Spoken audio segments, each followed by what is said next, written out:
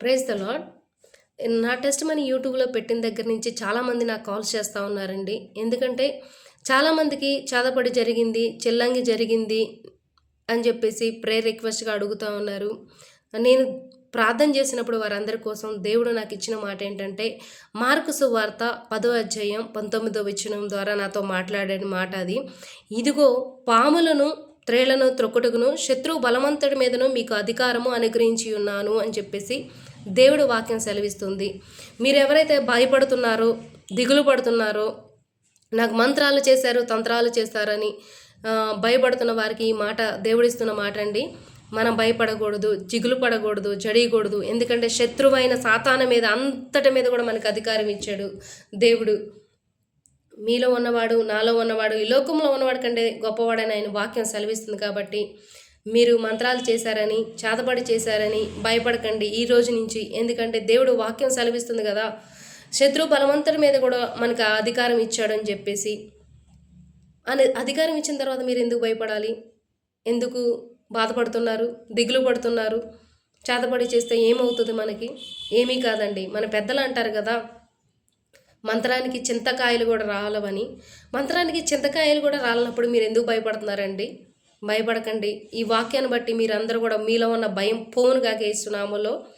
అలాగే కీర్తనలో కూడా 91వ కీర్తన 13వ వచనంలో కూడా, నీవు సింహములను నాగుపాములను త్రొక్కెదవు, కొదమ సింహములను భుజంగములను అణగదొక్కెదవు అని చెప్పేసి దేవుడు వాక్యం సెలవిస్తుంది. కీర్తనలో కూడా మరి ఇక్కడ కూడా దేవుడు అధికారమే ఇచ్చాడు కదా.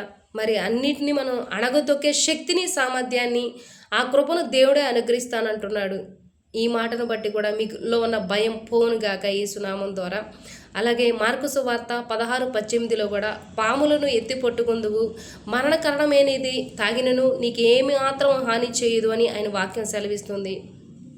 బై మిస్టేక్ ఏదన్నా మీకు విషయం కానీ ఏదైనా కలిపి ఉంటే ఇచ్చినట్లయితే వేరే వాళ్ళు ఎవరైనా ఇచ్చినట్టయితే మీరు తాగినా కూడా హాని కలగదండి. ఎందుకంటే ఆ అపోస్తల కార్యములు 28:5లో పౌలుకి విషసర్పము కరిచినప్పుడు దాన్ని జాడించి వేసి అగ్నిలో వేశాడు.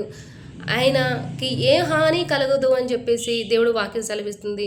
చాలామంది పౌలుకి చచ్చిపోతాడేమో, ఏమన్నా అయిపోతుందేమో అని చాలామంది చుట్టుపక్కల వాళ్ళందరూ చూశారు ఆయన వైపు. కానీ ఆయనకి ఏమాత్రం హాని చేయకుండా దేవుడు కాచి కాపాడాడు.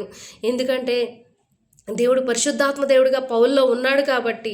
ఆయన ఎన్నో పత్రికలు చేశాడు, ఎంతో సేవ చేశాడు పౌలు గారు. ఆయనకి ఏమాత్రం హాని చేయలేదు. నీకు హాని చేస్తాడా? నాకు హాని చేస్తాడా? ఎవరికి హాని చేయడు కదా.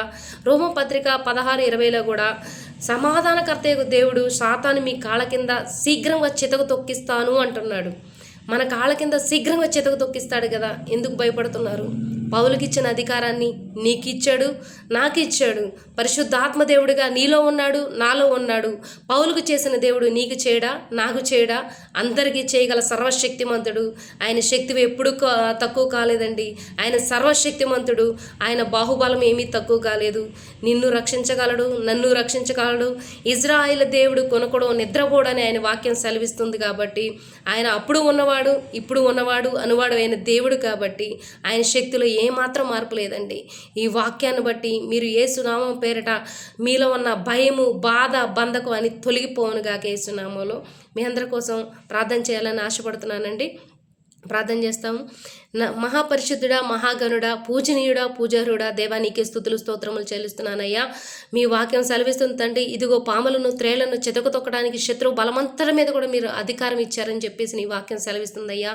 అయ్యా, శీఘ్రంగా శత్రువైన సాతాను మా కాళ్ళ కింద చితకు తొక్కిస్తానని నీ వాక్యం సెలవిస్తుంది అయ్యా. తండ్రి ప్రభువా, నువ్వు అధికారం ఇచ్చావయ్యా. మాలో ఉన్నవాడివి, ఈ లోకంలో ఉన్నవాడి కంటే గొప్పవాడవని నీ వాక్యం సెలవిస్తుంది తండ్రి.